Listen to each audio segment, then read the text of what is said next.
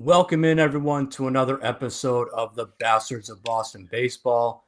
The Red Sox go liftoff mode in Space City. They beat the Astros handedly tonight, 14-1. An offensive explosion all around throughout the entire lineup, and Dustin May delivers his best performance since being traded here after the deadline. I'm your host, Jason Kelly. I'm here with Terry Cushman and Doug Atchison. And guys, after the disappointment of last night, where there's a little bit of a rally, they come up short. They came out tonight firing on all cylinders. The offense, pretty much everyone 1 through 9 had a hit. The only guy who didn't was pinch hitter Ali Sanchez, which kind of doesn't count, so we won't count it. And obviously, Dustin May delivers his best performance yet. So, Doug, I'll start with you. Dustin May, this is a guy that a lot of people poo pooed the trade. I kind of did as well. I said last night that the Dodgers give up on a pitcher, you shouldn't go get him, but Red Sox did, and he kind of showed his best stuff tonight. What did you think of it? No, absolutely. I mean, even with the 14 runs, the story of the game is still how Dustin May pitched, I think, even over the offense. I mean, what is it? 12 whiffs. He had 12 swing and misses. He had 8 Ks, no runs. And it wasn't just that, like, he was like painting. Like, his pitches were looking really good. They had movement, and you could tell he was feeling it. He was walking off the mound. He was walking strikeouts off. Impressive and really impressive stuff. Terry, how about you? Yeah, it's been a weird season, I mean, you don't start off super great, then you trade Devers, and then you look like one of the best teams in the American League. And it's been hot and cold since the All-Star break, and then you go into the Padres series last Friday, you got Buehler pitching, the one game you're supposed to automatically lose. That ends up being the only game you win. I'm not saying that we should have won the Giolito start or the Bayo start, but they were winnable looking matchups, and we lost those. And then you come into this series, you have Garrett Crochet pitching, automatic win, right? Yeah. Until it wasn't. And then tonight, you guys covered it pretty well last night. I mean, Spencer Arrighetti, he'd only made 3 starts. 2 of them were duds. So, this game was essentially a toss-up, no matter how much we felt about Dustin May. But he was attacking the zone. There was tons of movement. He was sitting around 97, 98 miles an hour. And I think his velo had been down. I think I read right after the trade that his velocity was down 4 or 5 miles an hour. He seems to have found some of that. He's a rental and will hit free agency this winter. So perhaps it's, this is kind of an audition on whether the Red Sox want to sign him. So how many starts do we think he has left? Probably 6. Somewhere around there, 5 or 6 at the most. Yeah. And yeah, I mean, I think that Dustin May looked really good tonight. And it's one of those weird things where, like, he was getting a lot of whiffs, and that was great. And his stuff just looked better. The sweeper looked better. The fastball had more life to it. He had hitters off balance. And I was just looking it up, like, his number of pitches in terms of, that compared to strikes. 92 pitches, 65 strikes, which for a guy like Dustin May, that's important because he can kind of get into that mode where, if you remember the early days of Brian Bayo, where every start was a slog. Like, he only made it 5 innings because he threw so many balls and just wasn't locating. Dustin May was locating tonight. And there were still a couple of at-bats that went a little bit longer than they should have, but this is a tough Astros lineup. Even without Yordan Alvarez, it's a tough Astros lineup. They added Sanchez at the deadline. They brought Correa back. So they beefed up their lineup a little bit, and he went out there and, looked very confident against them. So, and I do think the extra rest that the Red Sox gave him after they acquired him may have helped because I think LA was probably, back and forth, either rotation, bullpen. I think they were just kind of using him back and forth because they're so stacked. I think if you let him just stay in the rotation, let him just pitch every 5 days, regular rest, you might get a better result. I think the Dodgers were kind of jerking him around because they can afford to. They have an embarrassment of riches at starting pitching and in their bullpen. So, and I don't think that they believed in him, obviously, because they basically gave him away at the deadline. So I think if the Red Sox can give him a stable role, you're in the rotation, you're going to pitch every 5 days. That's going to give him confidence. Say, okay, I can use the 4 days to rest, recover, really prepare because I know I'm going to be starting again. I'm not going to be coming out of the bullpen out of an emergency because the Dodgers are going to do that, right? So I think that kind of stability will help him as well. Yeah, totally, totally. And like I said the same thing about when Cooper had his start. It's like if you just keep balls in the yard, you throw strikes, and you just trust your defense, even though our defense is shaky, but still, if you just can attack them with strikes and attack hitters with strikes, you have to trust your defense to make the plays. And if you trust your stuff that you can keep it in the yard and it's not going to fly all over the place, that's how you have to attack batters. And he did that tonight. He just wasn't wasting pitches. He was attacking guys. He even had I think he had felt like he had a lot of O2s. And just he was going after them. That's what you got to see, especially from a guy not at the top of your rotation. And a lot of the traffic on the bases happened with 2 outs. So it was, he got the first 2 outs pretty quick each time and really, wasn't under much pressure. The other thing, too, I thought was funny. I mean, I think Dustin May probably even surprised Alex Cora because Justin Wilson was up in the 5th inning. And I'm like, I was kind of, I wasn't paying as much attention as I should have, but there must have been a lefty coming up. And I'm thinking to myself, why are you taking him out? Like, Justin Wilson is fine, but who in this bullpen do you trust right now? And I'm guessing Whitlock wouldn't have been available. Chapman most likely would have in a close game, but luckily Hicks wouldn't have been available. But man, you may as well just ride it out with Dustin May. And then I think they finally broke it open. Narvaez hit an absolute piss missile into the Crawford boxes. 82-mile-an-hour off speed, not quite middle, but close enough. Hung it, and it seemed like Narvaez was sitting on it and absolutely destroyed it. And the game was out of reach at that point. Another thing too, the Red Sox have done all their damage on the Astros bullpen. Javier only gave up 2 runs last night, and I think that was his first start of the season. He'd been hurt. Mm-hmm. And then Eric Getty was probably fortunate to only give up 2 runs tonight. Yeah. That's all it was. He walked 5, including the bases loaded in the inning, which he gave up 2 runs. But the Red Sox have done all their damage against the bullpen. So we'll see what happens tomorrow. And they're not going to have Josh Hader either. He's out with a shoulder issue. Yeah. So that, I don't know. They have an okay bullpen either way, but yeah, it was interesting. They haven't really hit the starting pitching too well, but destroyed the bullpen. Yeah, that's something I'm a little surprised at. If I'm an Astros fan, I'm kind of annoyed that they didn't focus more on bullpen needs at the deadline. I mean, I think they went out and got Jesus Sanchez because they're not sure what's going to happen with Yordan Alvarez and when he's going to be back. His timeline got delayed. But outside of that kid Abreu and Josh Hader, their bullpen looks a little vulnerable.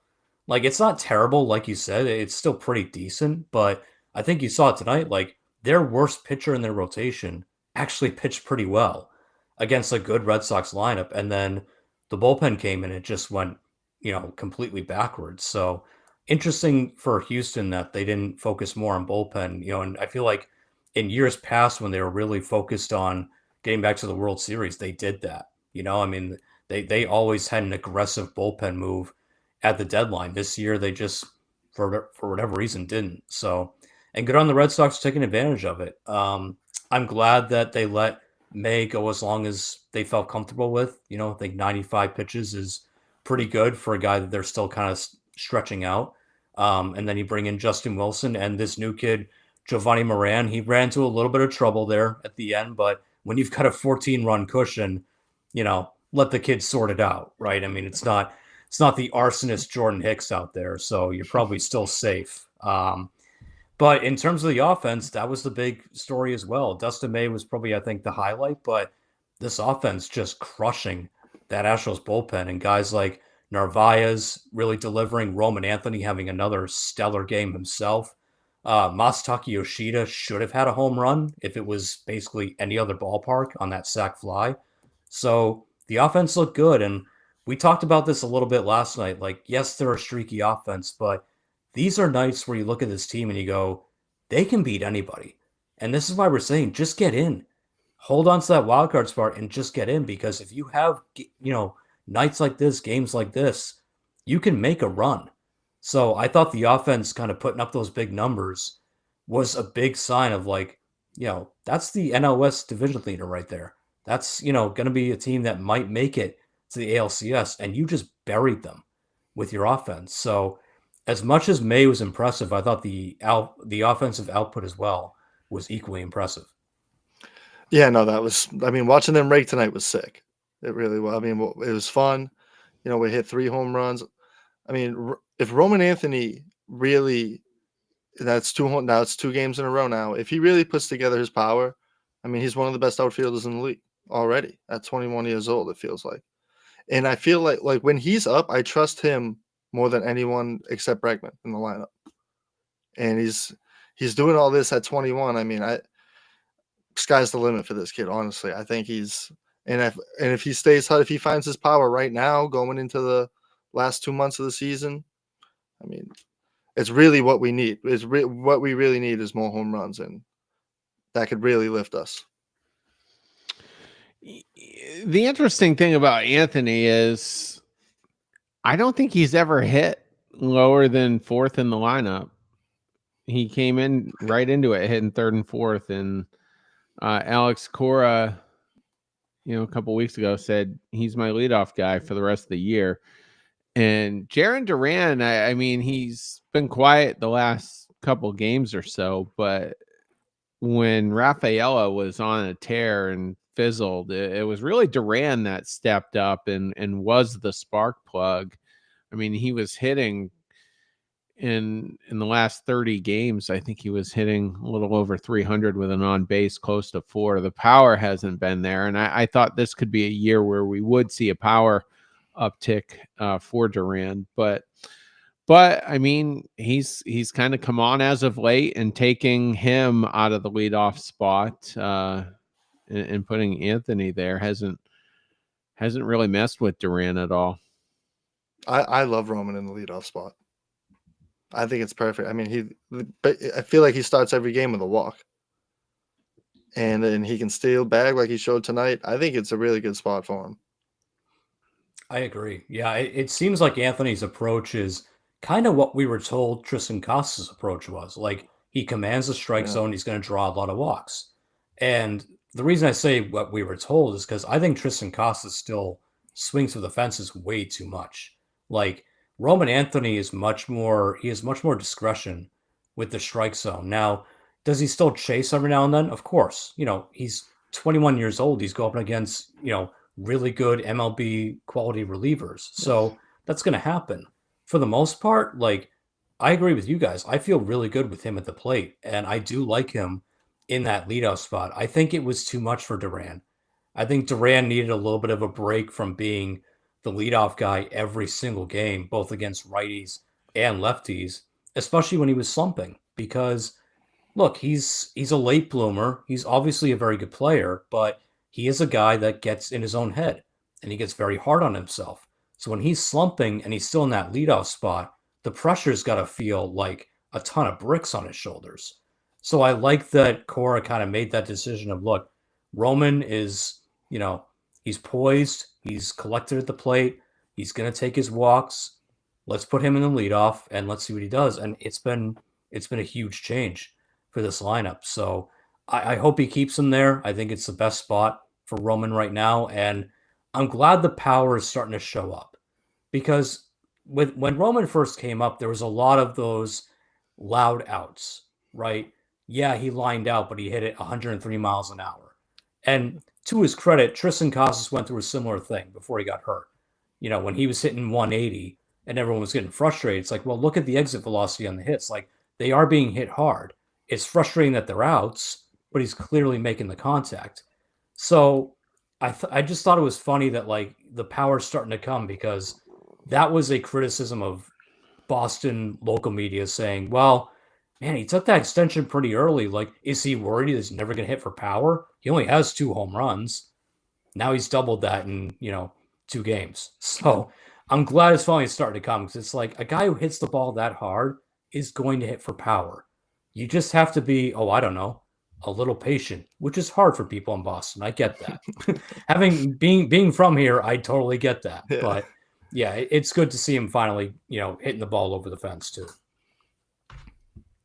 His savant chart, by the way, it's kind of shaded weird because he hasn't hit his qualifiers, but it looks a lot like Juan Soto's. So it's pretty up there. I mean, Soto's he does rank a little bit higher in a lot of categories, but Anthony has some of the highest exit velocity of anyone in the league. Hard hit, barrel, bat speed is among the highest. He does not chase. Elite command of the strike zone, as Jason was pointing out. Draws tons of walks. And I mean, he's the number 1 prospect in all baseball, and he's living up to it. Who was the number 1 prospect in all baseball last season? Jackson Holiday. And how's he doing? I mean, at least he's not as bad as he was when he first came up. So yeah, he is figuring it out, but it took him a while. Yeah. Yeah. We'll see him coming up quite a bit. We got 6 games against the Orioles this month. One of them's a weird 2-game set, but then we have them 4 games the following week. We've got a weak schedule. There's not many games above 500. How many teams above 500? I mean, you got the Yankees, but I mean, are they going to be above 500 for till the end of the year? It's just not looking great for them. We've got the Athletics twice. We've got the Rays in there. I actually have it right here. Let's just go through the schedule. So we got the Marlins next, and they're probably one of the more tougher teams, honestly. Yeah, they're hot. Yeah, a lot of young guys just kind of living up to it. Then we got 2 against the Orioles, 4 against the Yankees, 4 against the Orioles, 3 against the Pittsburgh Pirates. Then you have 3 against the Guardians, who are surging. And the way Detroit's been playing, I don't know that the Guardians won't end up winning the American League East. We'll see. And they're hot right now as well. So the Guardians are the only above 500 team, except for the Yankees at the moment. Then you've got 3 against Arizona, 3 against Oakland, 3 against New York, 3 more against Oakland, 3 against Tampa. Then you have a potentially tough series against the Blue Jays, and then you wrap it up at the end of September against the Detroit Tigers at home. So, and they're not playing well. And I listened to a Tigers podcast today. It's called Days of Roar. We had one of their hosts on over the winter. A lot of gloom and doom with that team right now. So we'll see, especially the pitching. Yeah, it's interesting because I do think the Red Sox have a pretty light schedule in the second half. And I remember going into the deadline, we were talking about it. They had, I think, the 4th strongest schedule remaining, but that was before all the trades were made. So that was before like Arizona blew it up and they got rid of Eugenio Suarez and they, got rid of a bunch of other guys. That was before, I think, Oakland got rid of Bobby Miller. So, a lot of teams that were left on your schedule kind of traded pieces away. Even Tampa gave some guys away. They didn't get rid of Yandy Diaz, but they traded away, a guy like Taj Bradley, who you may have had to face, in a start, and now you don't have to.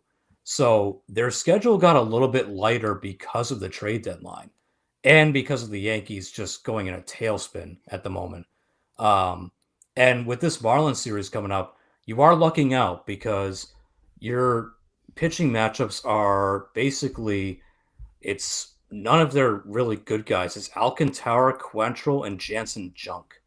So, you're facing kind of the bottom half of their rotation. You're not facing Cabrera. You're not facing Yuri Perez. So, and, Miami can score, but their whole thing is pitching. So the fact that you're facing the bottom half of the rotation, that kind of gives you an advantage in that series as well. So, the Red Sox should take advantage of this because your second half schedule at first looked bad before the deadline, but a lot of those teams blew things up and kind of did you a favor by making themselves weaker. I think the Guardians series will be tough.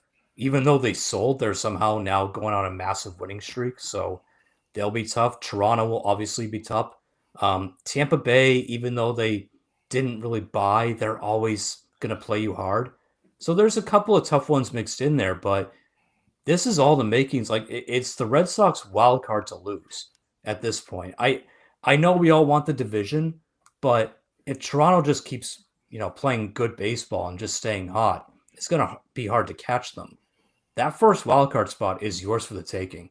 The rest of the American League is such trash outside of the top division leaders. So it's really theirs to lose. And games like tonight make you think, yeah, you can go into a lot of those series and outscore and outpitch a lot of these teams, hang on to that first wildcard spot, get home field advantage, which would be huge for them.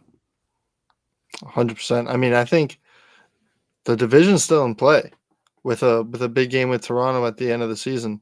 I mean, if we keep winning, if we just keep winning 2 out of 3, we keep winning series, and you stay in the hunt, and then when you get to that series, anything we could steal the division. But 100% the wild card is ours to lose, 100%. And I don't think we're gonna lose it. I think we're gonna. I honestly feel like we're gonna start playing really good baseball right now, and hopefully, this is when you want to hit your stride, and hopefully, this is when you want to.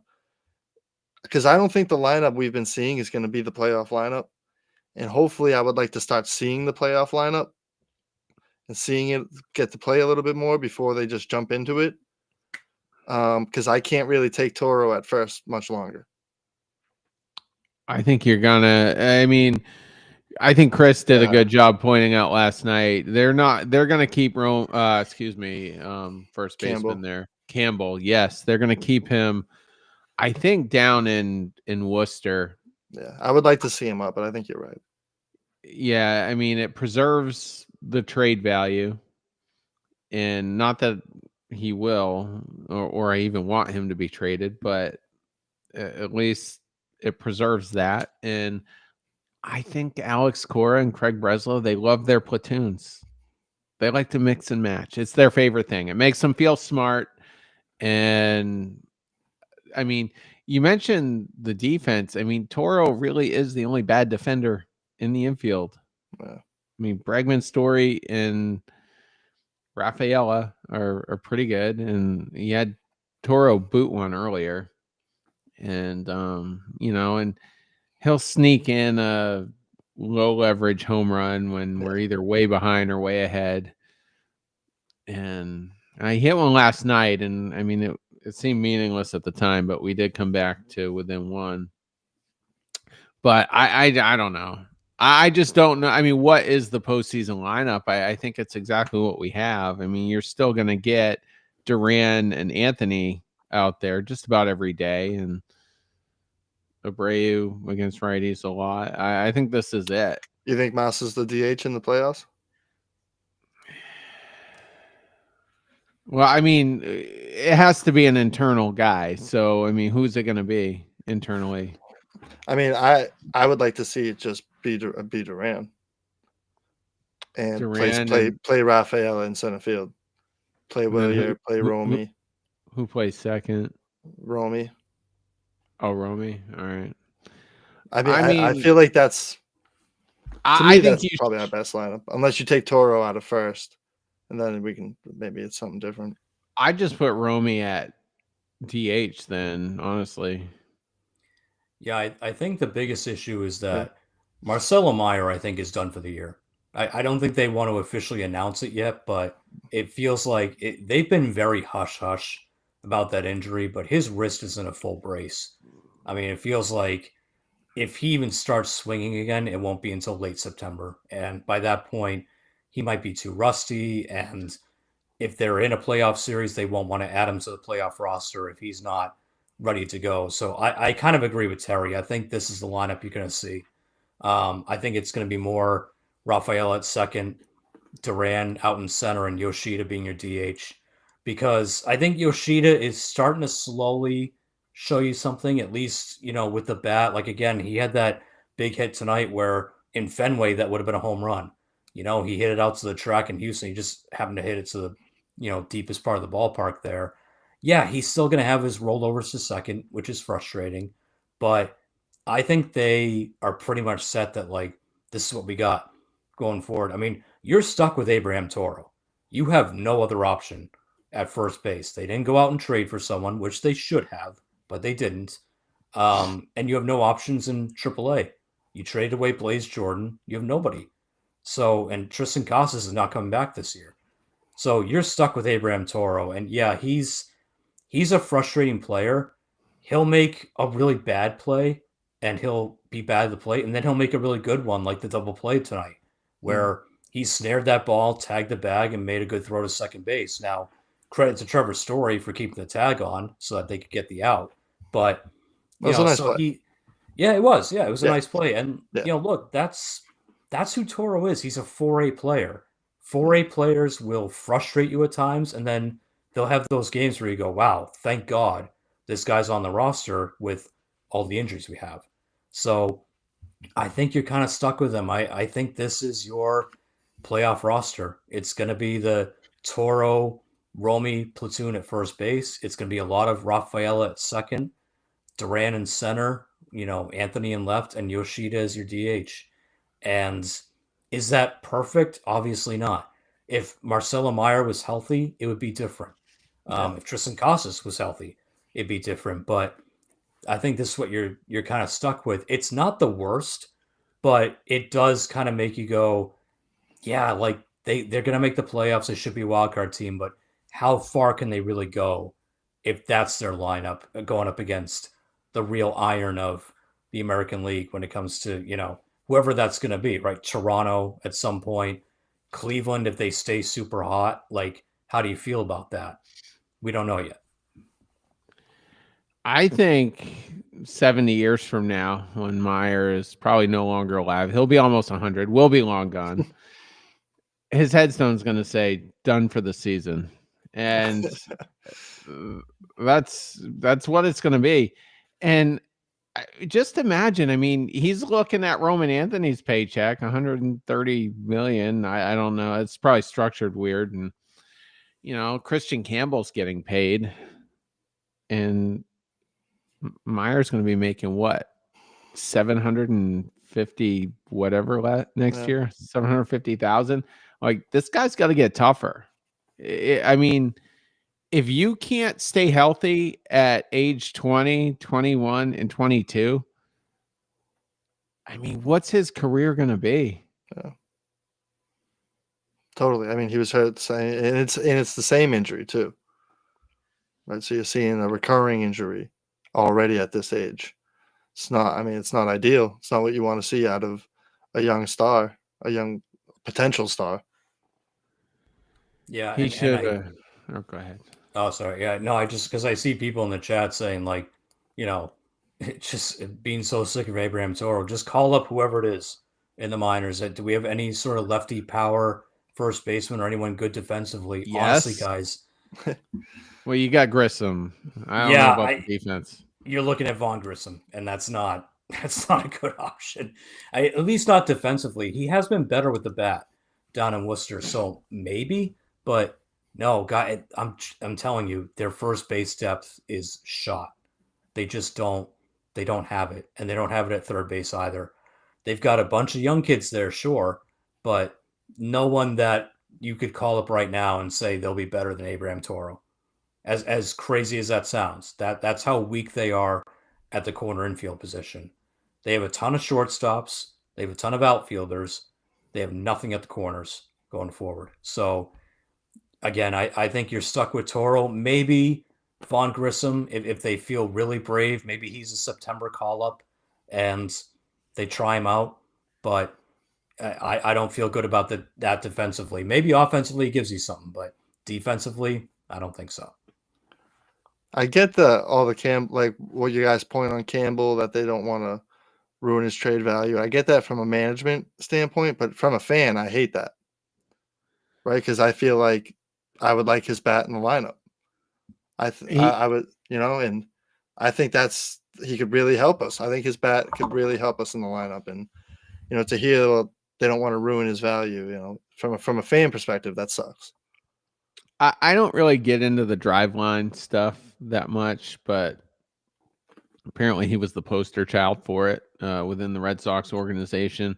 Tristan Casas, big driveline guy. Look what happened. Lots of struggling. So what I'm hoping is maybe they've used the last month and a half to kind of get away from that, refocus on a more traditional approach, and see what happens. I mean, the talent's there, and he has a really good eye. I mean, even when he wasn't making contact, he was drawing walks.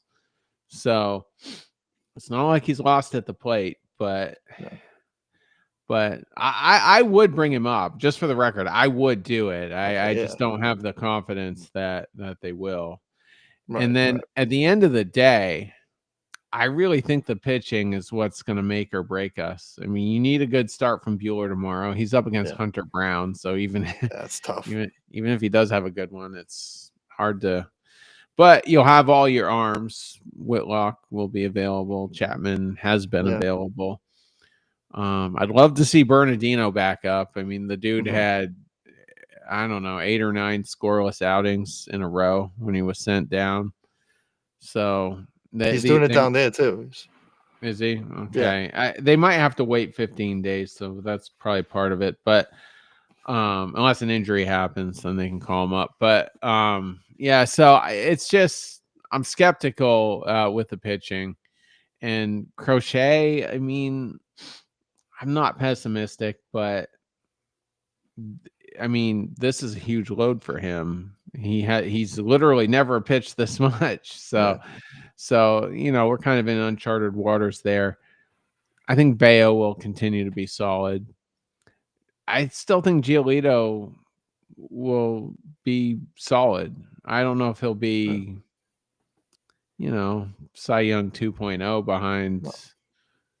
behind Crochet like he seemed to be for 6 or 7 weeks, but it's the back end of the rotation, and it's certain guys in the bullpen. That's what's going to make or break us. If they all figure it out, or most of them figure it out, then things will get interesting. Yeah, hopefully I would like to see them bring up Cooper. I'd like to see them bring up Campbell. I just but who knows? I don't know. But if May, I feel like May and Buehler now are kind of fighting for that last playoff rotation spot. The rest of it's kind of like a tryout. The rest of the season now to see who's going to be the fourth guy in the rotation. Well, someone pointed out Buehler basically at this point forward gets $500,000 for every 2 starts he makes.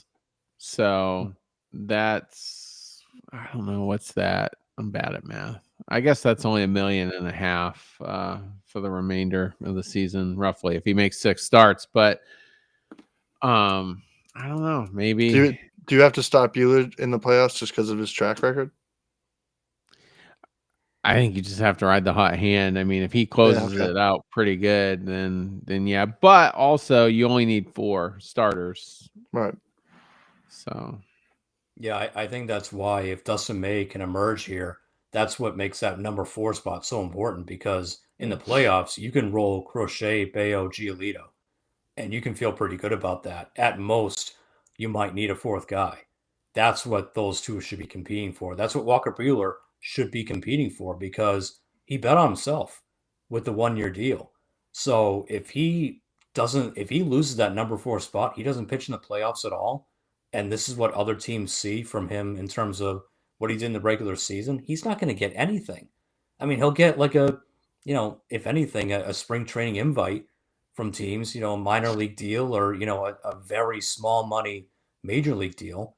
But he can earn himself a lot of money if he pitches really well his last couple of starts and he gets a postseason start and once again pitches well in October. So that should be his motivation. That should start tomorrow. It should have started, ages ago, but whatever. If Dustin May kind of lights a fire under his ass with the way he pitched tonight, hopefully Walker Buehler goes out there tomorrow and, delivers and says, no, I want to be pitching in October. I don't want to be, just in the bullpen in October. So that's what those two should be competing for. I don't know if Cooper Criswell even hits 90 miles an hour on the gun. Buehler is low 90s, doesn't really have much of a fastball. And then Fitz, I don't know. He seemed to be 95, 96, something like that. And then you got Dustin May, that's probably about 97, 98. I mean, he has the best stuff of everyone. So I just think if tonight is more of a truer indication of what he is, I think he has to be the fourth guy. And if you go back to 2013 and 2018, I'm pretty sure we used a 5-man rotation in that postseason, in both postseasons. So I think we would use at least 4 here. And I think with the wild card round, though, there's only one off day. Basically, you play 3 straight in whichever stadium has home field advantage, and if you're the fourth or no, excuse me. So it'd be the 5th or 6th seed, which would be the 2nd and 3rd wild card. You won't play a home game in the wild card game, essentially. Yep. Yeah, and that's why I think them hanging on to that first wild card spot is so important because this team is night and day between how they play at home versus how they play on the road. So they got to keep winning games, and tonight was a good one, but you got a chance to take the series tomorrow. Let's go ahead and take a look at that matchup before we send the people home. So you got Walker Buehler, who we've been talking about. Big start for him, but he's going up against Hunter Brown, who is arguably Houston's best pitcher, and going to be a tough matchup. So I don't feel great about it. Again, I think Walker Buehler is starting to feel a little bit cooked to me. I feel like the velocity's down. He's not pitching the way that we thought that he would. And I think Hunter Brown has a chance to really shut down this lineup. So I'm not feeling all that optimistic. I think that it's another game where Buehler is going to put you behind. And this Red Sox lineup won't be able to catch up against a guy like Hunter Brown. Yeah, I mean, you have to. It's a no-brainer. You have to favor the Astros. Now, having said that, I outlined the previous 4 games at the start of the show. I mean, the opposite has happened. I mean, Buehler wasn't supposed to beat the Padres, but it happened, and apparently he owns them historically. So perhaps we beat up on Brown last time, right? Did we? Or maybe we did. When we swept, I feel like he pit right when we swept him. We beat him up. I can't remember what we got off him, but he was one of the wins we had against him, right, in the sweep. Well, we swept. Yeah, we did pitch. I want to say he was pretty solid. I'm pulling it up right now. Yeah, I can't. But there was one game we kind of blew that late. Yeah, he went 7 innings of just 1-run ball. Oh, okay. So I'm not quite sure. And that was that game, yeah. Yeah, that was a 2-1 win. So yeah. Well, I mean, it's hard to get 2 wins off him, right? This close. So he's that good that you gotta really. Buehler has to really go out there with the mindset that he has to pitch a gem to walk away with a series win for the team. He has to really. Hopefully he feels that pressure. The good news is the Red Sox will have the tiebreaker should that matter. If you're going for that first wild card spot, you have the same number of wins. The Mariners would obviously have to win the division for that to happen, but it's one advantage we have.